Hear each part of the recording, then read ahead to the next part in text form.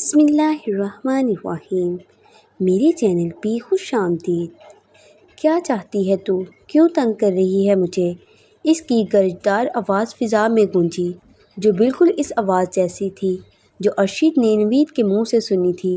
نوید کی جان چھوڑ دے، ارشد نے اطمینان سے کہا۔ کیوں چھوڑ دوں اسے؟ تو کون ہے اس کی؟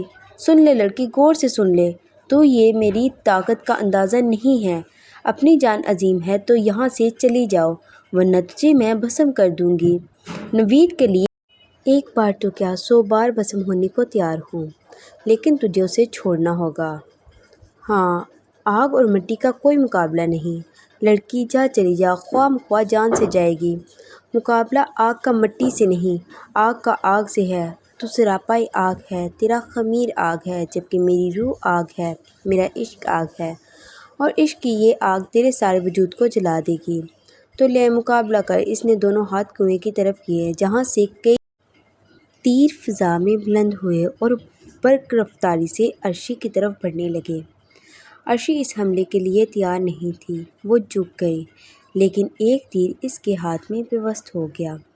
عرشی کے منہ سے دلسوز چیخ نکلی۔ دوسری طرف وہ لڑکی کھڑی قہقہے لگا رہی تھی۔ عرشی نے زخم کی پرواہ نہ کرتے ہوئے کچھ پڑھا اور اس پر پھونکا تو اس پر غیبی خنجر برسنے لگے۔ اس نے دونوں ہاتھ عرشی کی طرف کر کے جھٹکا دیا تو ان میں سے لال رنگ کی شعاعیں نکلیں اور عرشی کی طرف بڑھی، لیکن عرشی اب تک سنبھل چکی تھی۔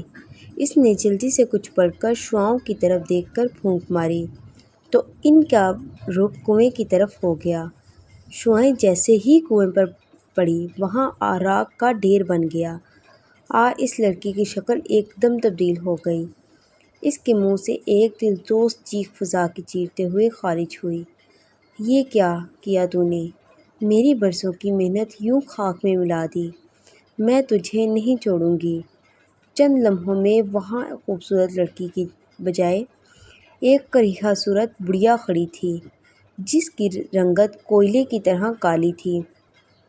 اس کے سر کے بال بکھرے ہوئے تھے اور ناخن قدرے لمبے اور بھدے ہو گئے تھے۔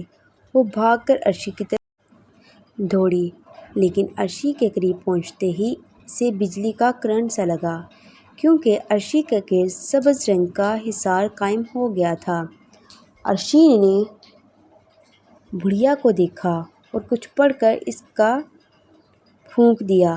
اب کی بار اس عورت کے جسم میں آگ بھڑک اٹھی۔ وہ چیختی ہوئی ادھر ادھر دوڑتی رہی۔ اس کی جھیلوں میں رفتہ رفتہ اضافہ ہوتا گیا۔ برگد کے درخت میں بھی بڑھیا کی طرح آگ بھڑک اٹھی تھی۔ وہ جل رہا تھا۔ عرشی کے جسم سے کافی مقدار میں خون بہہ چکا تھا۔ تیر اب تک اس کے ہاتھ میں پیوست تھا۔ مائی بختوں نے فوراً وہاں پہنچی اور تیر عرشی کے ہاتھ سے نکال دیا۔ عرشی کی فون کی گھنٹی بجی۔ انہوں نے نمبر دیکھا تو وہ سول ہسپتال کا تھا۔ انہوں نے اوکے کر کے بات شروع کی اور دوسری طرف سے بات سنتے ہی فوراً اٹھ کھڑے ہوئے۔ ان کے چہرے پر پریشانی کے آثار نمودار ہو گئے۔ انہوں نے فون بند کیا اور سب کو ساتھ لیے سول ہسپتال پہنچے۔ عرشی آپریشن تھیٹر میں تھی۔ اس کے جسم میں خون کی کمی کی وجہ سے 3 بوتلیں لگائی گئیں۔ ڈاکٹر صاحب، عرشی کیسی ہے؟ مبارک ہو آپ کو، آپریشن کامیاب رہا۔ کیا؟ عرشی کی امی غش کھا کر گر پڑی۔ ڈاکٹر صاحب، اس کی جان تو جی بالکل، اللہ کا شکر ہے۔ اگر وہ بروقت ہسپتال نہ پہنچتی تو اس کی جان بھی جا سکتی تھی۔ ڈاکٹر صاحب، اسے یہاں کون لایا؟ ایمبولینس۔ دراصل ہمیں 9:30 بجے ایک کال آئی اور کسی نامعلوم ہستی نے حادثے کی خبر دی۔ تب ساتھ والے گاؤں جا کر انہیں لایا گیا۔ گاؤں عرشی کے والد نے حیرت سے پوچھا۔